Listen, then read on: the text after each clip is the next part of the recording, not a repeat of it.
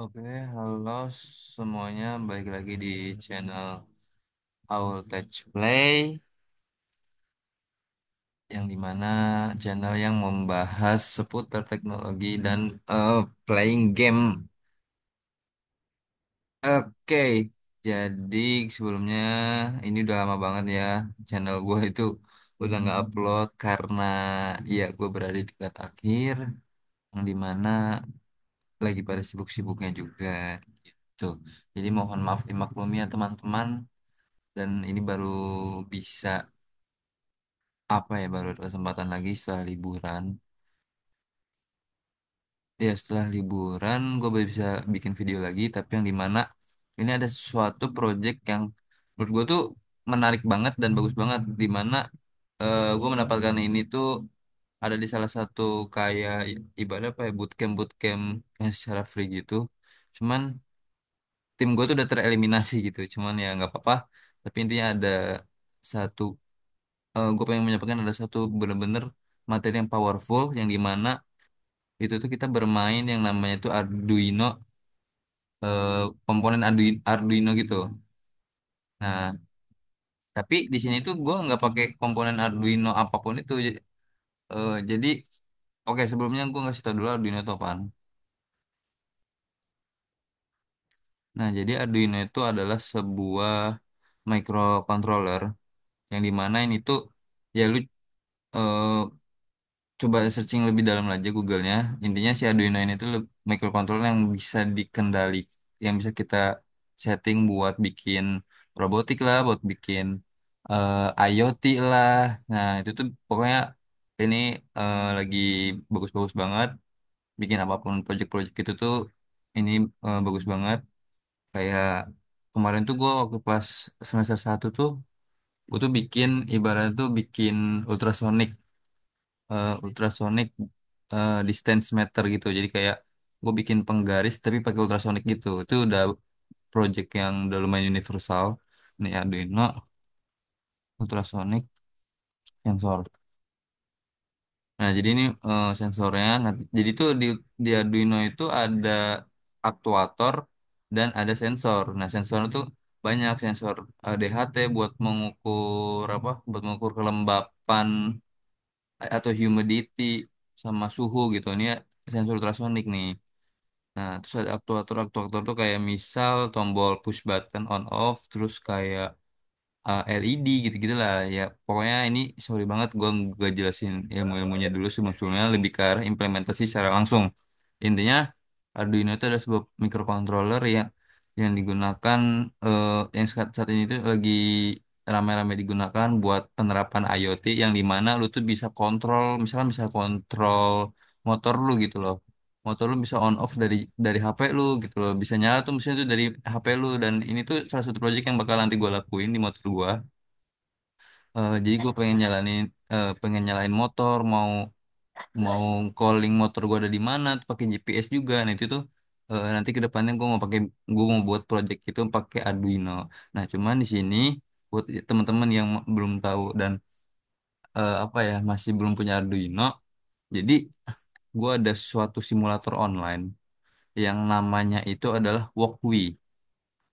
Nah, ini Walkwi ini website yang benar-benar powerful banget, yang gue baru tahu banget. Di mana di sini tuh ada Arduino, ada ESP32, ya pokoknya ada microcontroller lainnya yang bisa kalian otak-atik. Dan ini tuh ada simulation project-projectnya. Pokoknya ini yang bisa kalian otak-atik, dan buat penerapan pengimplementasian dari IoT yang benar-benar powerful, sekali lagi gue bilang gitu. Nah, pokoknya intinya tuh, aduh, lu tinggal pencet aja. Ini lu bisa sign in juga, gue udah sign in. Ini lu pencet aja, nih ada misal apa ya? Nih, Arduino kan gini ya. Nah, by the way, Arduino itu nanti tuh kalian bisa bisa download apa ya, ibaratnya kalau softwarenya itu ada softwarenya, itu namanya IDE. Arduino IDE, yang dimana sebenarnya Arduino ini pakainya CPP, .cpp, bahasa pemrograman CPP gitu. Nah, cuman karena Yang pertama itu IoT. Pokoknya relevansi dengan keadaan sekarang itu adalah IoT, Internet of Things, tapi menggunakan bahasa pemrograman yang benar-benar mudah, teman-teman. Nah, kalau kalian tahu, ini kan ada void setup begini. Nah, ini tuh bahasa basicnya si Arduino tuh begini, pakai CPP. Cuman ada bahasa ya, cuman namanya teknologi kan untuk mempermudah kan tujuannya, bukan untuk mempersulit. Nah, makanya ada ada bahasa pemrograman yang lebih simpel kan, yaitu apa? Python. Nah, penerapan Python sekarang udah bisa banget di Arduino begitu. Nah, jadi kalau kita balik lagi ada yang namanya itu MicroPython. Nah, bedanya Python dengan MicroPython itu apa sih? Nih, pertama kan pendefinisian MicroPython dulu ya. Ini learning by Google aja, teman-teman. Jadi MicroPython itu adalah implementasi bahasa pemrograman Python yang dirancang untuk microcontroller. Begitu. Jadi terus di sini juga ada poin yang lebih oke juga. Nah, jadi Python itu digunakan untuk menulis kode yang berjalan pada prosesor yang kuat. Sedangkan MicroPython dirancang agar kompatibel dan mendukung microcontroller dan mikroprosesor. Nah, jadi teman-teman tahu ya, maksudnya prosesor yang kuat itu kayak gimana? Ya prosesor yang kuat itu kayak laptop lu pada, kayak apalagi kayak PC lu pada gitu kan, yang dimana lu butuh motherboard yang ada VGA-nya, ada apa sih prosesornya yang tinggi-tinggi tuh AMD, Intel gitu, gitu kan. Sedangkan MicroPython kan nggak pakai, si Arduino tuh nggak pakai dia. Makanya dia pakai chip gitu loh. Kalau lu sadar tuh pakai chip dia. Nih, di sini tuh kalau nggak salah tuh ada chip apa gitu nih. Ini tuh namanya chipnya. Itu kan kecil ya, nggak kuat. Nah, makanya di sini tuh dia itu dirancang buat yang agar kompatibel dan mendukung microcontroller secara general. Nah, terus ada lagi nih penjelasan nih. Jadi MicroPython itu sepenuhnya itu mengimplementasikan bahasa Python versi 3,4 dan versi besar dan sebagian besar versi 3,5. Ia tidak mengimplementasikan semua fitur bahasa yang diperkenalkan mulai dari versi 3,5 dan seterusnya. Nah, ini mungkin kenapa gue anggap ini oke karena dia itu sampai mentok di 3,5 aja. Di 3,5 aja kenapa? Biar supaya nanti itu ya balik lagi kompatibel kepada seluruh microcontroller dan microprocessor begitu. Nah, jadi kalau MicroPython itu dia logonya tuh kayak, nah begini nih MicroPython tuh logonya kayak gini.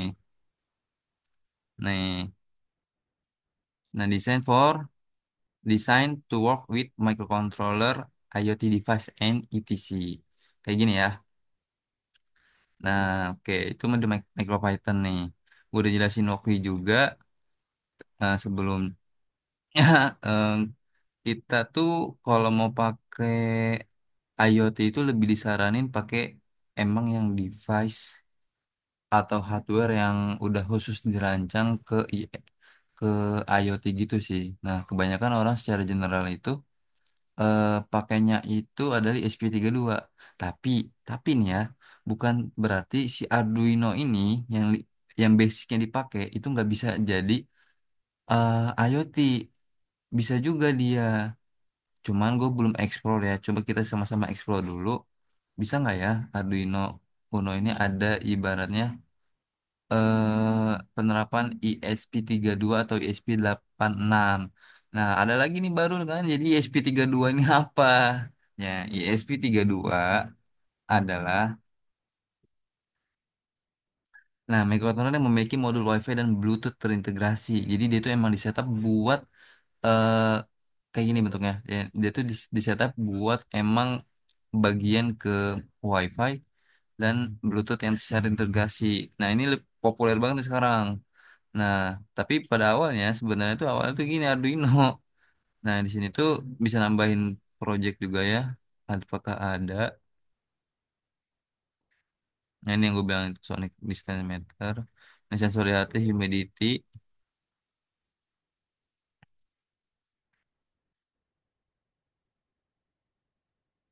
Nah, pokoknya gini.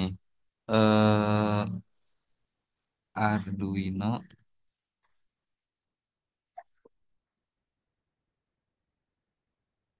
Nah, pokoknya gini. Jadi, selama sepengetahuan gue, selama seumur hidup gue tuh agak step juga ya belajar tentang Arduino. Jadi Arduino ini sebenarnya tuh dulunya itu adalah Arduino yang kayak begini yang biasa.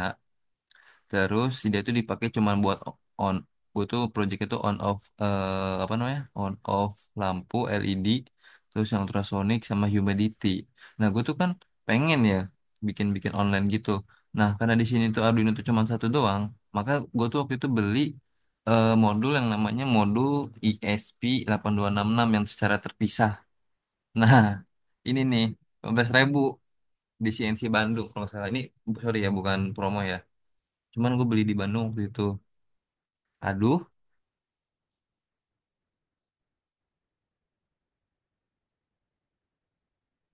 ya nih.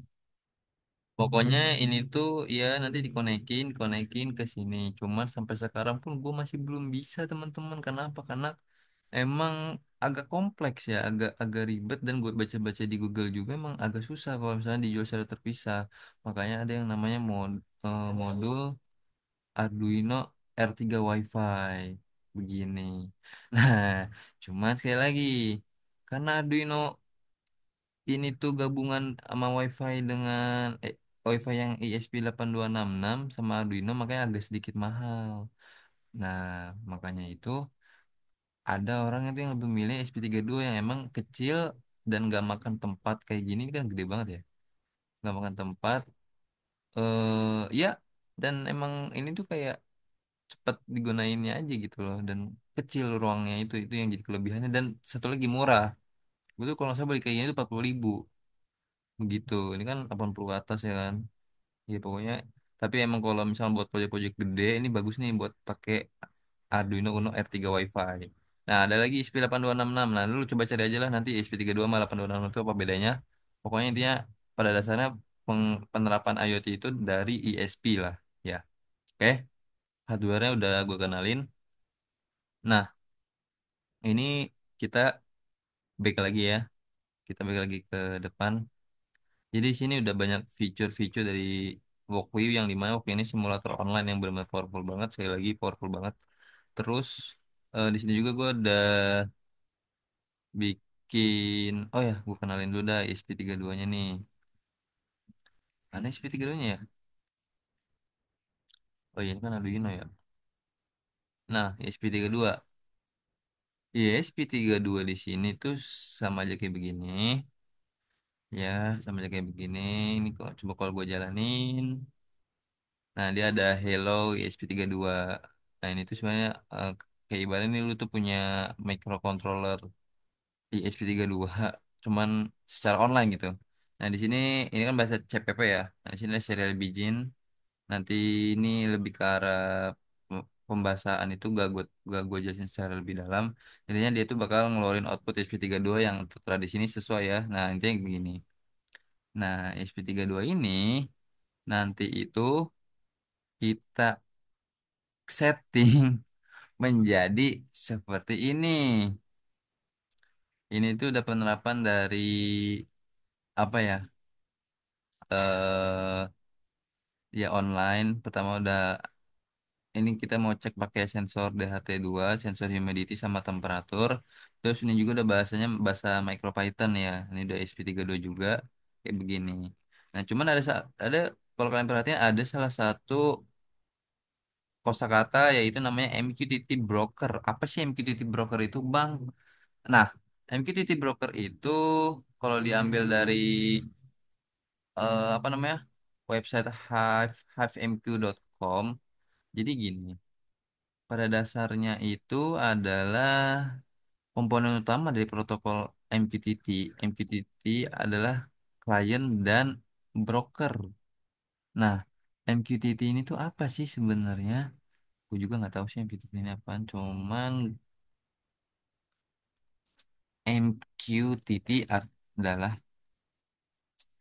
nah, MQTT itu ternyata kependekan dari Message Queue, apalah, Telemetry Transport, adalah untuk eh, adalah protokol komunikasi yang digunakan untuk mengirimkan data antar perangkat. Protokol ini sering digunakan untuk perangkat IoT. Oke, intinya itu sesuai. Nah, jadi di sini tuh si protokol IoT ini tuh ada dua, ada klien dan broker. Nah, di bawahnya sini apa itu klien? Nah, Dalam IoT, klien biasanya merujuk kepada penerbit dan pelanggan. Jadi si klien itu orangnya. Nah, sedangkan si broker itu adalah aliran atau sistemnya. Nah, sistem untuk mengirimkan pesan dan menerima untuk pengiriman pesan dan menerima pesan. Di gitu. Intinya kayak begitu ya, teman-teman. Cukup simple. Intinya lu ada mengirimkan data dan menerima data. Maka di sini gua ada tulisannya push data, mengirim data sama receive data. Begitu. Ini close lagi. Semakin mendekat ke implementasi, aduh, si kocak, gue malah ini. Jadi ini tuh project gue yang kemarin, nanti gue share ya receive datanya sama sama ininya, push datanya. Nah, nah jadi tadi sama grup apa website yang sama, HiveMQ itu sebagai MQTT broker, bentukannya kayak gini. Sama satu lagi gue kenal ini MQTT X web. Jadi beda platform. Jadi gue sama-sama mau ngenalin gimana cara pakai kedua ini. Oke aja langsung get start. Ini kita close. Jadi bentukannya kurang lebih tuh harusnya gak beda-beda jauh amat ya teman-teman. Sebenarnya. Gue jelasin di sini dulu aja biar cepet. Jadi di sini tuh kalian tuh nggak perlu ngotak-atik apapun yang paling nggak perlu ngotak-atik apapun yang paling ribet tuh nggak ada banget. Sumpah ini enjoy banget, seru banget belajar kayak ginian. Intinya adalah kalau udah kayak gini, tinggal connect aja. Tek. Nah, sesuai yang tadi. Jadi eh, dua komponen penting dari IoT kan ada klien sama sistemnya. Nah, sistemnya itu si broker ini kan. Nah, jadi broker ini ada mengirim data, publish sama receive data. Receive data itu subscription atau berlangganan. Nah, di sini itu tuh ibaratnya jadi gini. Ini Walkwi yang di sini itu kan punya komponen ESP32 sama DHT sensor. Namanya sensor itu kan lu ibaratnya lu lagi di Sumatera sedangkan ini tuh lagi di Jawa lah. Nah, ini kan spend secara online kan. Nah, si SP ini ngedetek suhu rumah, suhu ruangan atau cuaca di sekitar rumah lu. Nah, nanti lu tuh pengen tahu, tapi lu tuh pengen tahu yang ada di Sumatera ini ya, rumah lu yang ada di Jawa ini berapa sih suhunya? Sedangkan lu tuh masih di Sumatera gitu kan. Intinya kayak gitu. Nah, makanya ketika si ini tuh udah kebaca secara offline dari ISP, ISP itu bakal mengirimkan data ke broker dan broker itu bakal mengirimkan data yang dikirim sama si SP32 itu ke lu yang ada di Sumatera. Jadi jadi kesimpulannya adalah jika ISP lu berperan sebagai publisher atau sebagai pengirim data, maka di sini ini tuh kayak ibaratnya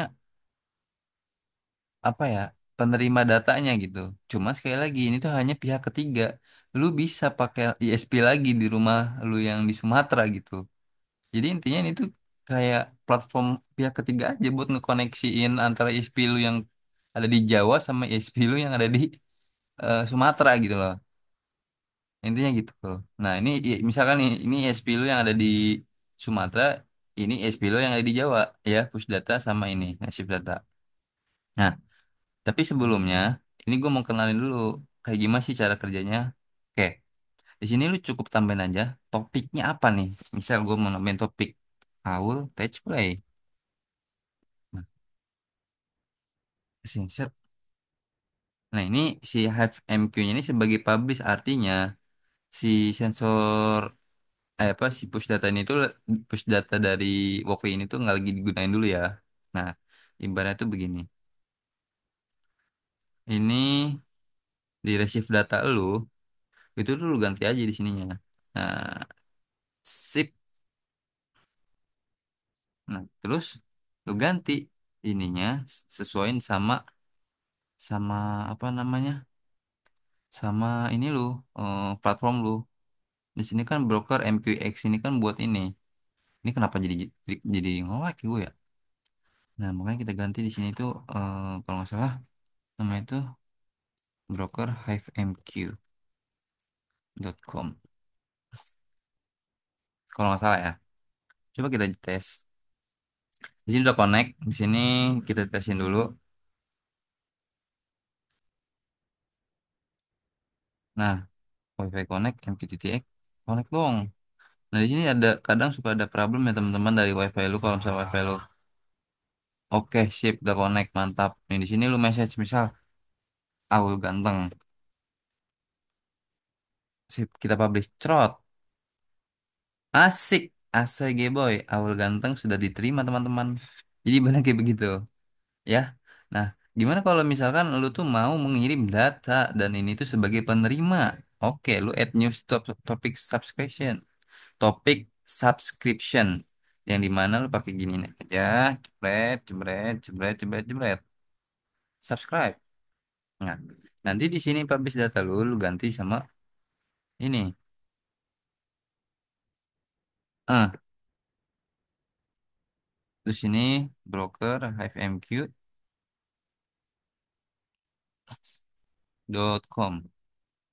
Nah,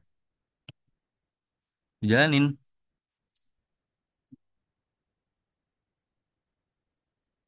connect, connect lagi dong. Oke, nih. Reporting bla bla bla no change ya. Berarti intinya ini. Apakah di sini keluar? Keluar teman-teman. Keluar ya. Asik ya. Asik ya. Ini lu ganti nih. Slot. Anjay 731. 7,1. 7,1 teman-teman. Gila asik banget ya. Main kayak gini, kayak gini. Nah, itu dia intinya kayak begitu. Untuk penerapan dari IoT menggunakan platform HiveMQ sebagai brokernya. Dan di sini ada MQTT App. Cuman nggak tahu kenapa ini lagi nge-lag banget. Coba kita tes lagi. Ah,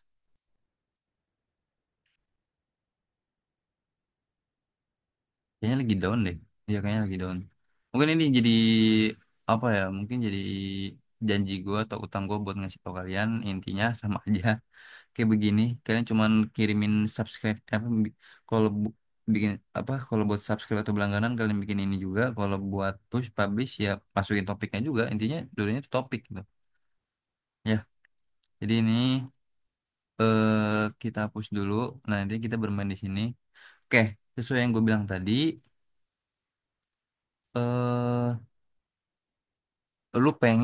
rumah, lu pengen tahu keadaan suhu dan suhu dan apa kelembapan di rumah lu yang di Jawa, sedangkan lu tuh di Sumatera. Nah, ini push data, ini receive data, ini yang di Jawa, ini yang di Sumatera. Oke, kita jalanin.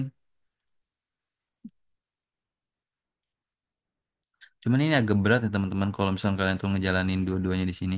Jadi lebih baik tuh beda device yang dimana link ini tuh ada di temen lu, misal tuh sini ada di lu. Nah, connected tapi ini belum connect, sedangkan ini udah sama-sama nggak connect anjing. Oke, udah connect. Ini belum connect.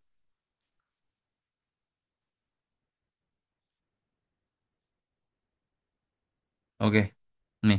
Ini udah connect receive data nih yang di Sumatera. Waiting for message. Nah, ini kita ganti dulu. Keluar gak? Nggak keluar teman-teman.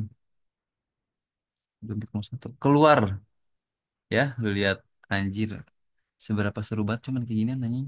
Sumpah. Nih lu ganti lagi nih humidity-nya dah. Ganti kan. Nah, beli tambahan lagi dua. Noh, begini. Ini semuanya tergantung wifi teman-teman. Nih wifi, untung wifi rumah gue lagi kenceng banget. Kemarin gue coba-cobain di proyekan gue lag banget sampai nggak bisa connect. Oke, kira kayak begitu. Ini source code-nya itu sebenarnya gue ambil dari yang populer. Cuman gue sorry buat copyright-nya. Nanti gue tambahin copyright-nya. Oh nih copyright-nya ada. Kurisek di sini. Ini gue yang buat sih dari kalau nggak salah itu dari ini dah dari ChatGPT gue buat ini. Ya pokoknya kayak begitu.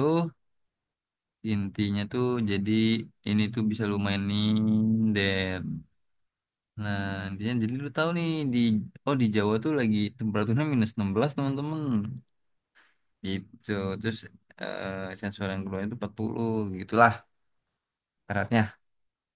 Oke, seru banget kan belajar kayak ginian gue benar-benar baru tahu. Jadi nanti ini bakal jadi gue jadiin project ke depannya, project IoT menggunakan Arduino atau ESP32. Mungkin itu aja dari gue pada video kali ini atau episode kali ini. Sekali lagi gue mau ucapin terima kasih ke teman-teman.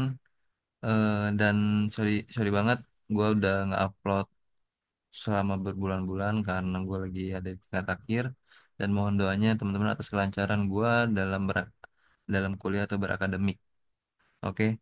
eh, th- Thank you dari gue, itu aja, dan selamat mencoba. Happy coding, bye bye teman-teman.